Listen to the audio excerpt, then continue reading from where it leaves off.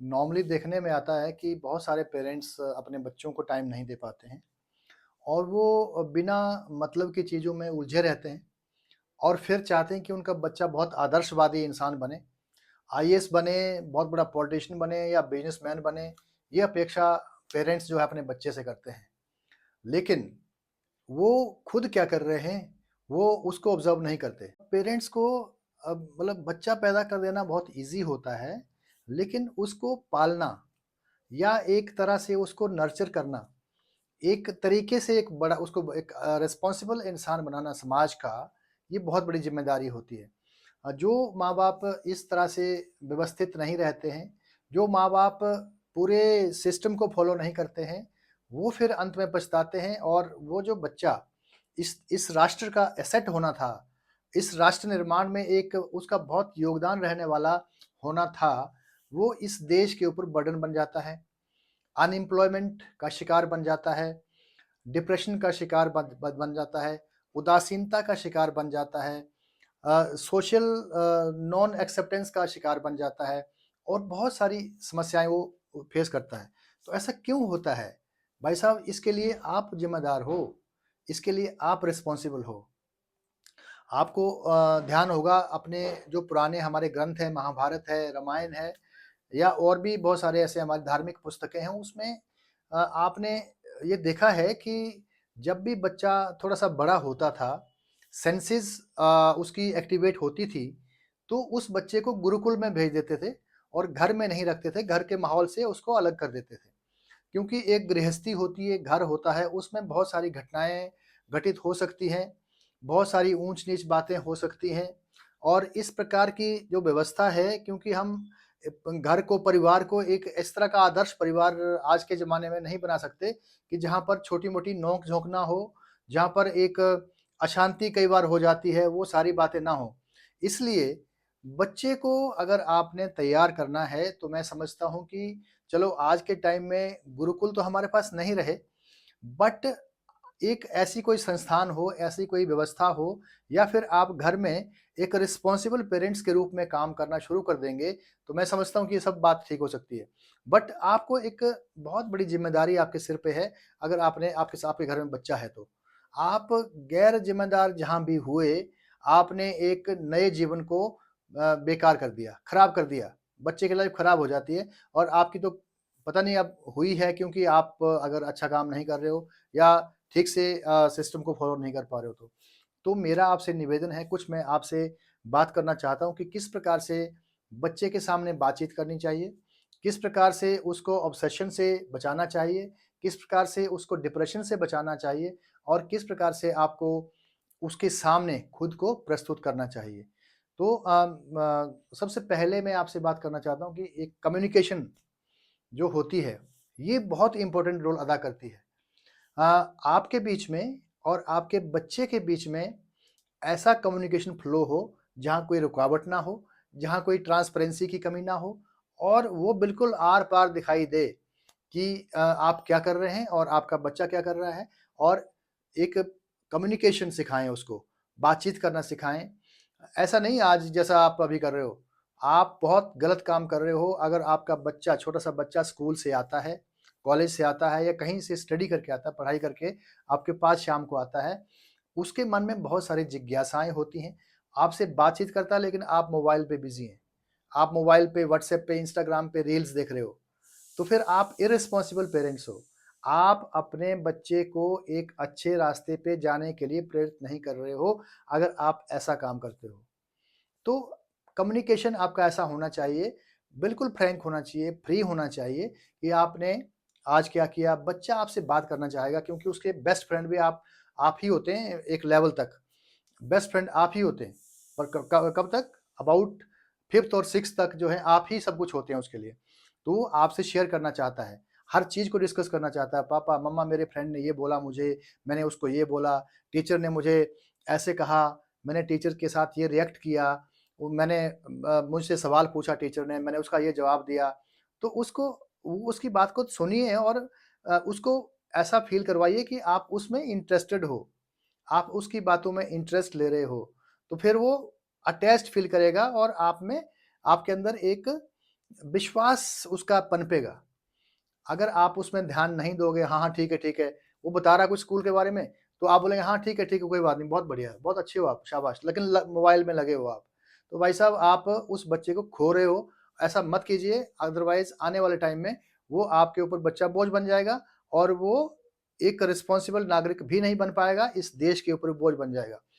एक तो communication should be very, very clear and very, very strong communication. तो ऐसा बॉन्ड जो है कम्युनिकेशन के थ्रू ही डेवलप होता है। अगर आप बच्चे से बात नहीं करते हो, धीरे-धीरे उसको उसकी जो एक बात करने की जो एफिशिएंसी होती है वो डेवलप नहीं हो पाएगी और जब वो सोशलाइज़िंग करेगा, बाहर कहीं जाएगा, तो अपने आप को अकेला पाएगा क्योंकि उसको बोलना आपने नहीं सिखाया हुआ है। वो बोलने से शर्माएगा, हटेगा, झिझकेगा। ये आपकी वजह से हो रहा है सारा कुछ क्योंकि आपने उसको कम्युनिकेट करना नहीं सिखाया, क्योंकि आपने उसके साथ प्रॉपर कम्युनिकेट नहीं किया। तो उसकी ये वाला जो एंगल है, उस ब्रेन का वो पार्ट जो है, आप उसको डिप्रेस कर रहे हो। दूसरा बहुत महत्वपूर्ण एस्पेक्ट है कि आप उसके बिहेवियर को ऑब्ज़र्व करें। वो किस प्रकार का बिहेवियर करता है? जब आता है स्कूल से, तो क्या उसकी एक्टिविटी होती है? क्या आप उसको एक्स्ट्रा लाड-प्यार देते हो? या फिर उसकी वजह से चिड़चिड़ा हो जाएगा वो? या वो रिस्पॉन्सिबली अंदर आता है, बैठता है, अपनी बुक्स रखता है, अपना बैग रखता है और फिर आपसे किस तरह से इंटरेक्शन करता है? आपके अंदर ये कैपेसिटी होनी चाहिए एक पेरेंट्स के रूप में, एक पेरेंट के रूप में, एक माँ के रूप में, एक बाप के रूप में कि वो आप उसका बिहेवियर ऑब्ज़र्व करें। किस तरह का बिहेव कर रहा हो? ये बहुत ज़रूरी है आपके लिए। आप उसके बिहेवियर के आधार पर ये जज कर सकते हैं कि वो किस तरह के दौर से गुज़र रहा है। उससे स्कूल में या स्कूल में उसके जो सहयोगी हैं, उनके द्वारा या टीचर्स द्वारा किस तरह का जो एक माइंडसेट है, वो बनाया जा रहा है। क्या ऐसी घटनाएँ घट रही होंगी, जिससे उसका वो स्पेसिफिक टाइप ऑफ माइंडसेट बन रहा है। ये आपको ऑब्ज़र्व करना है। उसकी एक्टिविटी से एकदम ऑब्ज़र्व हो जाएगा क्योंकि वो इतना चालाक नहीं होता है इस स्टेज पे कि वो अपने बिहेवियर से कुछ और दिखाए और पीछे कुछ और छुपाने की कोशिश करे, ऐसा नहीं होता है। वो बच्चा एक बिल्कुल क्लियर कट शीशे की तरह होता है, तो उसके बिहेवियर से आपको सब कुछ दिखाई देगा, आप सब कुछ जान पाएँगे अगर आप उसमें इंटरेस्ट ले रहे हो तो। तो you must make him feel that you are interested in him and you must observe his or her behavior very carefully on day to day basis। तो आप नोट कीजिए क्योंकि ये बहुत इम्पोर्टेंट है, आपका बच्चा आपके लिए मतलब इस देश के लिए एसेट हो, आपका नाम आगे बढ़ाए, यही मैं इसमें चाहता हूँ। तीसरा बहुत महत्वपूर्ण चीज़ ये है कि आपके घर पे हौच-पौच ना हो यार। You make your home A happy place जहाँ पर एक नई आत्मा के लिए, नए एक इंसान के लिए हैप्पी प्लेस हो, वहाँ पर उसके विकास की संभावनाएँ बढ़ें। ऐसा घर होना चाहिए आपके पास मीन्स घर में ये नहीं कह रहा हूँ कि बड़ी कोठी होनी चाहिए, आपकी बड़ा महल होना चाहिए, जो भी हो बट वहाँ पर सभी लोग इस तरह से रहें उस बच्चे के सामने कि आप सब कनेक्टेड हैं, आपस में आप वरीड हैं एक-दूसरे के लिए, आप एक-दूसरे के प्रति पूरक हो, वो सारा उसको दिखना चाहिए। अदरवाइज़ वो फ़ील ना करे कि कोई व्यक्ति वहाँ पड़ा हुआ है, उसको गालियाँ दी हैं, दूसरा उसको उससे लड़ रहा है, तीसरा वहाँ जाकर के कुछ और कर रहा है और सभी अपने-अपने बँटे हुए हैं या फिर सभी अपने-अपने मोबाइल पे लगे हुए हैं, कॉर्नर बैठे हुए हैं, कोई बच्चा वहाँ बैठा हुआ, कोई मदर वहाँ बैठी हुई हैं, कोई पिताजी वहाँ बैठे हुए हैं, दादाजी, दादी जी वहाँ बैठे हुए हैं, सब मोबाइल पे बिज़ी हैं।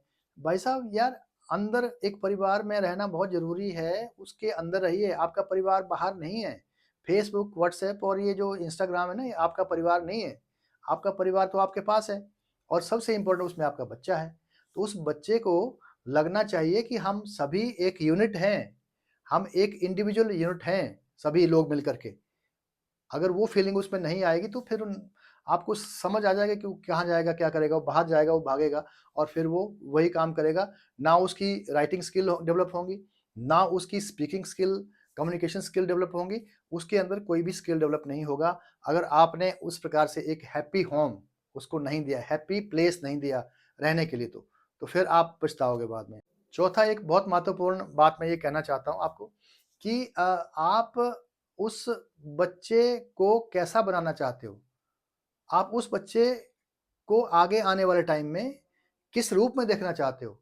तो भाई साहब आप वैसा डेमो दीजिए ना उसको। आप अगर पूजा करते हैं, अगर आप सुबह उठ कर के मंदिर जाते हैं, अगर सुबह उठ कर के आप आरती गाते हैं, भजन गाते हैं, तो वो बच्चा भी उसी रास्ते पे जाएगा, वो भी सीखेगा इन चीज़ों को।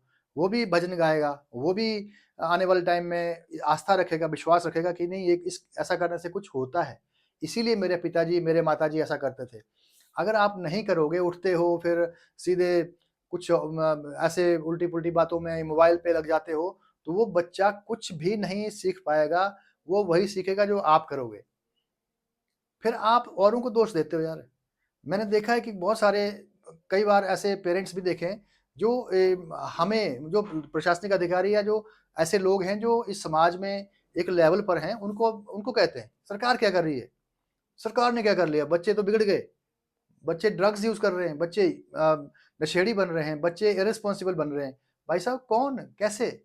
आप कर रहे हो सारा कुछ ये। आप माँ-बाप हो ना, तो आप कर रहे हो ये। तो इस बात को समझिए कोई और मैं पाउंटा साहिब में तो वहाँ पर एक पेरेंट्स थे, बड़े वेल प्लेस्ड पेरेंट्स थे। तो उनका 23 साल का बच्चा ड्रगिस्ट हो गया, ड्रग एडिक्ट हो गया, बहुत ज़्यादा ड्रग्स लेने लगा और फिर 23 साल की उम्र में वो बच्चे की डेथ हो गई। तो वो पेरेंट्स जो हैं मेरे ऑफ़िस में आए और मुझे कहते हैं कि आप ड्रग्स के लिए क्या कर रहे हो? आप कुछ नहीं कर रहे हो और वहाँ काफ़ी सारे स्लोगन शाउट किए, बहुत सारा वहाँ पर जुलूस निकाला, लोगों को साथ में जोड़ा और मैं वहाँ उस टाइम कुछ नहीं बोल पाया क्योंकि उस कपल ने, उस परिवार ने एक बच्चा खोया था। लेकिन कुछ टाइम के बाद जब मैंने इंक्वायरी की, तो उस बच्चे जो जिसकी डेथ हुई थी उसके दादा से मैंने पता किया। लोगों को भेज कर के इंक्वायरी टाइप एक इन्फॉर्मल सी इंक्वायरी की कि क्या एक्टिविटी होती थी पेरेंट्स की। तो वो जो पेरेंट्स थे, दोनों वर्किंग थे और जब बच्चा आता था घर तो पूछता था, डिस्कस करता था, उनसे सोशलाइज़ होना चाहता था, उनसे बातचीत करना चाहता था, लेकिन पेरेंट्स जो है, उस बच्चे को टाइम नहीं देते थे। फिर जब पेरेंट्स ने टाइम नहीं दिया, तो उसने बाहर ढूँढ लिए अपने दोस्त। ऐसे दोस्त मिल गए जिन्होंने ड्रग्स की यूज़ कर दी और ड्रग्स उसको भी दे दी। जब ड्रग्स उसको दे दी तो उसको आदत हो गई और फिर वो 23 साल की उम्र में एक प्राइम जो एक यूथ होता है, एक मतलब बचपन से एकदम निकल कर के आगे जाते हैं, उसी एज में उसकी डेथ हो गई। फिर वो पछता रहे, एक ही बच्चा था। तो ये सारी बातें होती हैं, ऐसी घटना आपसे ना घटे, इसलिए मतलब थोड़ा-सा अलर्ट हो जाओ यार। अब टाइम आ चुका है आपको ये काम करने का, अलर्ट होना पड़ेगा आपको। अगर आप अलर्ट नहीं होंगे, तो फिर आप क्या कर रहे हो? आपकी लाइफ़ भी बर्बाद हो जाएगी। एक बच्चा जो जवान बच्चा घर का चला जाता है ना यहाँ से, संसार से, तो पेरेंट्स जो है सारी उम्र जो है वो रिग्रेट में रहते हैं। तो रिग्रेट इज़ वेरी पेनफुल तो ये अगर बात आपको समझ आ जाती है, तो अपने सिस्टम को, अपने माहौल को, घर के माहौल को ऐसा बनाइए, जहाँ पर एक अच्छी एक पर्सनैलिटी डेवलप होने के लिए माहौल तैयार हो। तो इस बात का आप ध्यान दीजिए, अदरवाइज़ आने वाले टाइम में आपको दिक्कत हो सकती है। ये समाज जो आपसे बना हुआ है, ये राष्ट्र जो आपसे बना हुआ है, इसमें आपका अहम रोल है। उस बच्चे का अहम रोल रहने वाला है। उसको एक ज़िम्मेदार नागरिक के रूप में आगे बढ़ाइए, तो तभी फ़ायदा होगा, अदरवाइज़ दिक्कत हो जाएगी। सो आज इतना ही आगे मैं इस तरह से कंटिन्यूटी में आपसे बात करता रहूँगा। Thank you so much.